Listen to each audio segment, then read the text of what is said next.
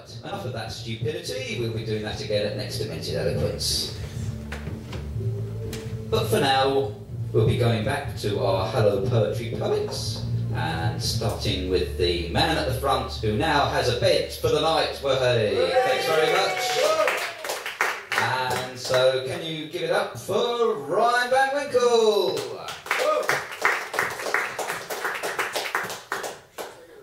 All right. Woo! Hi. Hey. Hey! Hello. I want this to go up, but I can't get it up. Oh! I gave up with that. I gave up. Get it up for me. I'm going to be bending down in front of you, getting it up for you. While Rapunzel helps me get it up, This looks really good on Oh, camera. there we go. There you go. That's good. That's nice. That's nice. Oh, is that nice? Thank you. Well, Oh, yeah. nothing says poetry like double entendre. So I thought I'm about to do a gig in the future where it's gonna involve people drawing during the evening, and one of the people that I'm doing the gig with was like, "Don't you think that's gonna be distracting during the evening to the writers who are performing if people are drawing?" So you are now my test audience. You're going to try to distract me by drawing. Rapunzel, would you mind passing out crayons, marker pens, and bits of paper? I do have a prize for my favorite drawing. It can be of me, of the subject matter, or, should you choose, cock and balls. Which is what I draw anytime somebody asks me to draw something.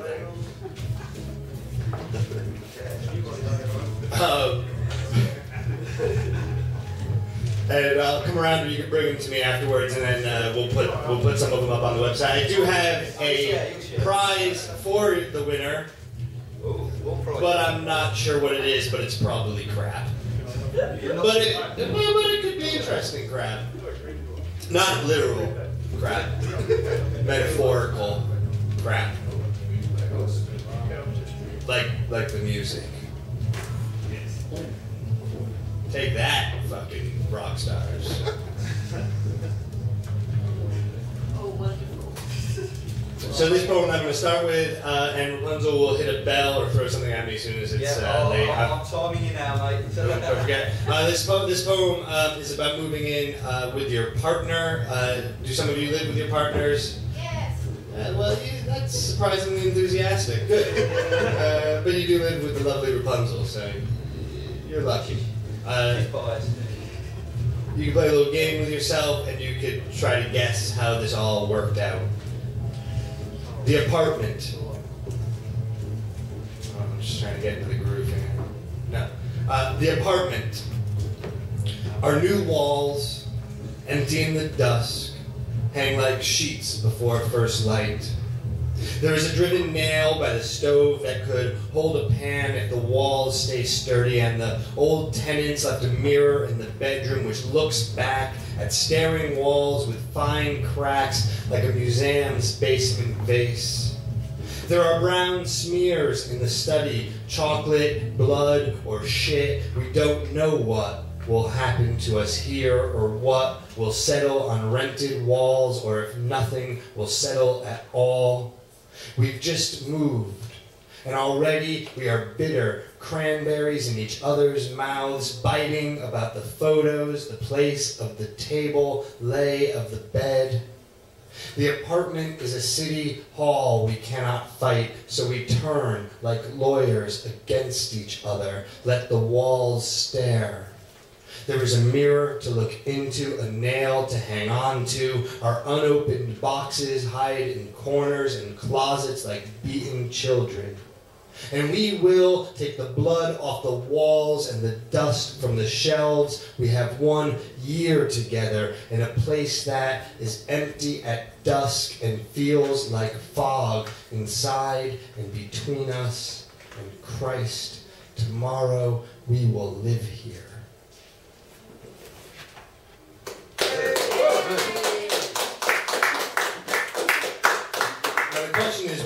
distracting for you to be drawing while I'm talking. Yeah, fuck you guys. I'm doing fine. Helps me concentrate when I draw. Yeah, it does it. Good. Yeah, so, yeah, it works. Well, we'll take a little survey afterwards, and I'll feed it back to the people I'm doing this event with. This next poem does use some language. Good. So I'm going to work blue for a bit. If you object to language, this is the time to cover your ears. Rapunzel will let you know when it's time to uncover your ears. And this poem is about, it sounds dirty and vulgar, I think, but I assure you it is deeply sensitive, so please keep that in mind. And it's about, you know, when you're in a relationship and the relationship starts, things are frequent. And I think that as the relationship gets a little bit older, things get a little bit more infrequent. And I wanted to blame somebody about that, and I didn't want to blame her, and I definitely didn't want to blame myself, because I'm keen. And so I thought I'd blame God.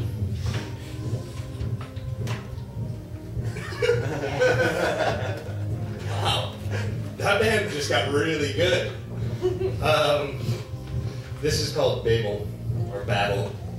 Babel, I think. It's my poem, I'll call it what I want. Babel. Our good sex was building a Babel. We were fucking our way up the tower, and God saw us coming. And so there came months we could not fuck. We remembered the tower as it was written, the people God slung all over the earth, speaking incoherent to each other, as we do when you moan the dishes, say I don't listen. And when I say you cut the bread crooked or oversalt the pasta, you hear my words as Greek, and I know our sex was looked at, and the Lord said, look, they are one people, and they have all one language, and this is only the beginning of what they may do.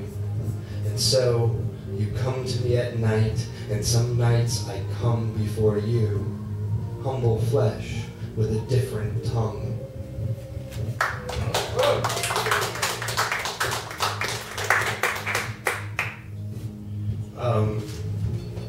I'm going to read new things now. You can tell that I'm reading new things because I'm not holding a book in my hand. Do you guys know who Abraham Lincoln is?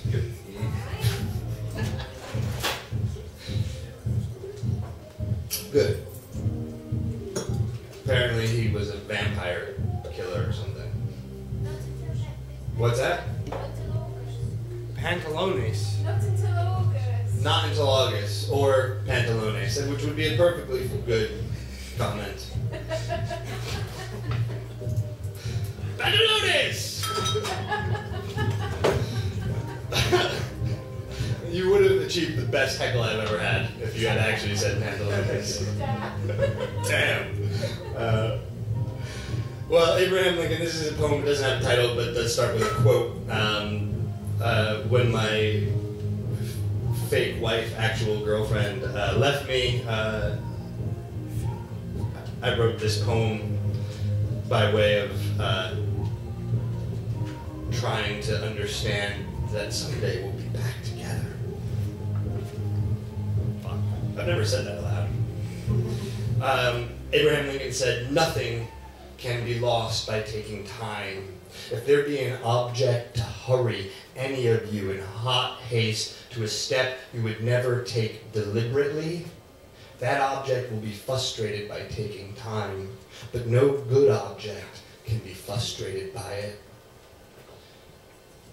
Time is nothingness, and this should allow me to take any transport I want. And I will not hurry in hot haste, nor will I look to time as a challenger, or to you who rushed to that train thinking you were late. The moon was falling, tripping over your bags, and I was wanting to say you were not late, that the train would come again and again, like a dream of falling, like a starfish regrowing its arms. And my arms and time are nothingness, and that should allow you to take them in your own time, deliberately, like boarding a train you know you want, with a solid name and a destination stamped on the front in the final letters. The next poem is called Summer Nights Walking, and if you get a chance when you go home, Google Summer Nights Walking. It's a very good book of photographs by, I think his name is Robert Adams, and they're quite evocative. And a good place to start writing something. Summer Nights Walking. A world quiet as black and white and warm as an ironed collar. So I want to say sorry for forgetting to hang my shirt where my shirt belonged. You could say I learned something in the drain of this year, in coffee grounds, stems of basil and Chernobyl spewing all over the radio. That city too, quiet in the summer, full of shadows paused on garage doors. And tonight I stumbled into a photo of trees felled in an eye, all trunk and splinter, the way your spine dimpled where it forked. So I'm sorry for forgetting how love is, how supple trees bend, how hard hearts break, how the wind, the snow, the evacuated rock, and chaos. How are we doing with the drawings? Everybody good? Is it distracting you from my boring? Bandalones! 3.5 minutes. Yeah, good. We'll talk. Can you, how do you wanna? You could just start. I'm working on new material, so I don't have like a set that makes any kind of sense or ends with a big closer, and the banter, as you can tell, is shit. I've been really to the point where I'm excited about a made-up title. Does that count as my 3.5 minutes then? No, sure. I'll let you off. I'm just kidding. So, wet dreams. What are you gonna do? If you want to, after this poem, not offer me your child's bed.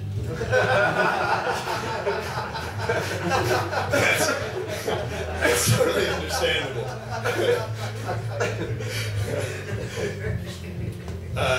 This is about having a dream about the wrong person at the wrong time. That makes sense, right? Kinda, yeah. I think so. You can let me know on my introductions after the show. Window. We dreamed and a bird flew into our window like a heavy book closing in the dark part of a library. Not a crack appeared in your eyes, but this lingers in me like a dream when we were in bed and you became my ex. Her mouth at my shivering dick saying, I love you, I know what you love. Even dreaming, I knew this was wrong. But my dick is a simple machine, a straw. Her mouth was hot as blood, and as you slept, she cut me open, smiled and swallowed, so I had to pull your gold hair apart and kiss your cheeks as if I'd never loved another, as if I knew you would die. So now I can't fall back to sleep, and I wake you up the slow way in which I'd fix you a bath. We go outside, the grass is damp and gets caught between our toes, and we find this bird, his neck broken by the clear, sunlit sky. More like a fish than a bird, his wings folded behind his back in prayer, his body below a window which was not sky at all. And I have one more short one, but I can kill it. No, one more short one? Yeah? Yeah. That poem contains the line that when somebody asked me what the worst line I ever wrote, I didn't have an answer to that, but I did say the most embarrassing line I've ever written is, my dick is a simple machine, a straw. but I'm not embarrassed enough by it, apparently, to stop reading it. This one also has a rather embarrassing line, which I'm also going to fucking read. And this is about you know, those dreams you have where you're naked. Do you get those? No? Nobody gets those? And terrifying, like you walking into school naked dreams? Really? Just you. Nobody gets that? You don't get that in Aberdeen? I mean, just like, you couldn't imagine, too fucking cold. Too fucking crazy. Yeah, I dream about going out in my t-shirt.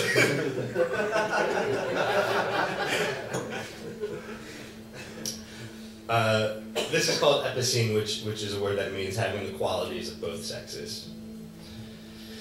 Always covering myself in clothes or cloaks of words which only dogs hear. In truth, I was nude and didn't know which parts to cover, or if I could finally uncover it all. And what a relief to move my hands formally from my breasts, testes, and labia, to show myself for what I am, a worm, or perhaps just a cell which may birth and split from itself. And I wish you could see all my secret hairs revealed, like words or the meanings of words, which always seem concrete in dreams, but never when I awake and quickly covered. Thank you. You've been very indulgent, and I'm sorry if I run a little bit over. No, it's fine.